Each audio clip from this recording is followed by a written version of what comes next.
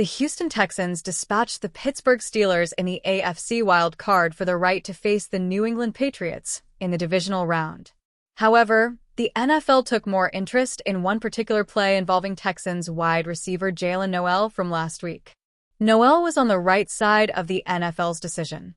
In fact, he was the one who pointed out the infraction, which otherwise went unnoticed by the officials during the game.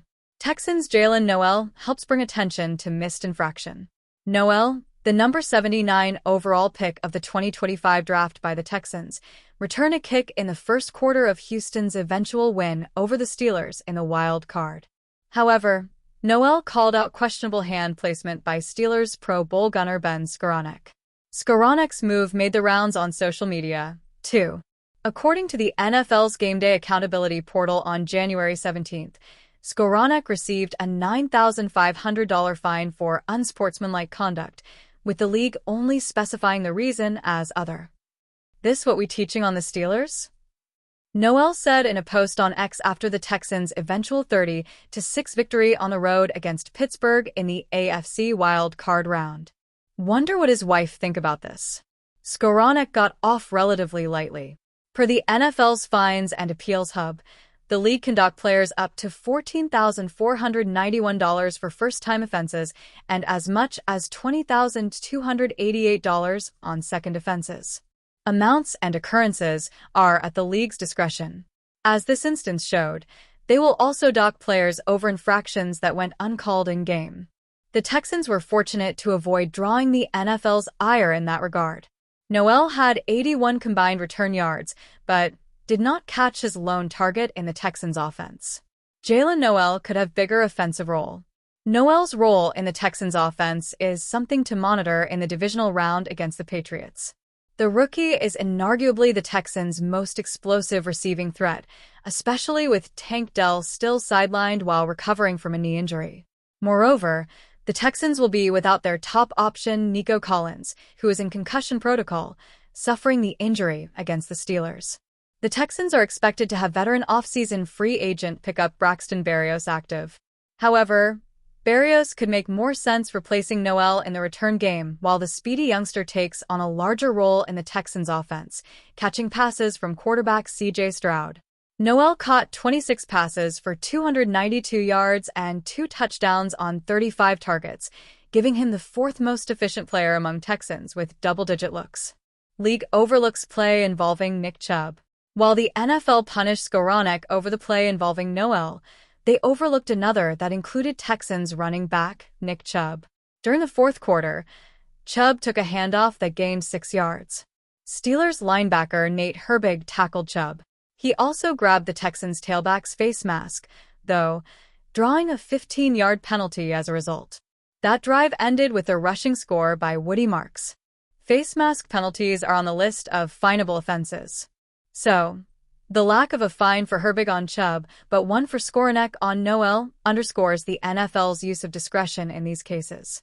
The Pittsburgh Steelers are about to host a bunch of head coaching candidates this month. But that doesn't mean free agent visits have stopped for the team. Steelers Now's Alan Saunders reported Friday the Steelers hosted outside linebacker Gabriel Murphy for a visit. Murphy appeared in 3 contests for the Minnesota Vikings the past 2 seasons.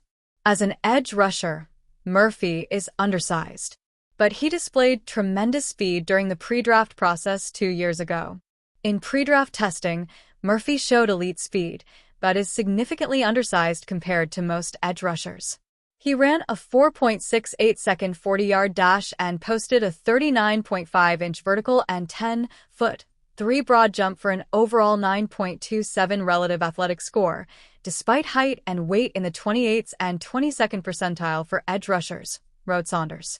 His speed and lack of size might make Murphy a potential candidate to move to an off-ball linebacker role. He is 1 inch shorter and 1 pound heavier than current Steelers inside linebacker Malik Harrison. In 3 contests with the Vikings, Murphy posted 1 combined tackle and 1 quarterback hit. As a rookie during 2024, he played 35 defensive snaps and 6 snaps on special teams. This past season, Murphy lined up for 5 defensive snaps and 13 special team snaps. The Pittsburgh Steelers find themselves in an unfamiliar position going into the 2026 offseason. That unfamiliar position is having to hire a head coach. With Mike Tomlin having resigned, the Steelers will be hiring just their fourth head coach since 1969. The Steelers have already begun the process by requesting interviews with several candidates.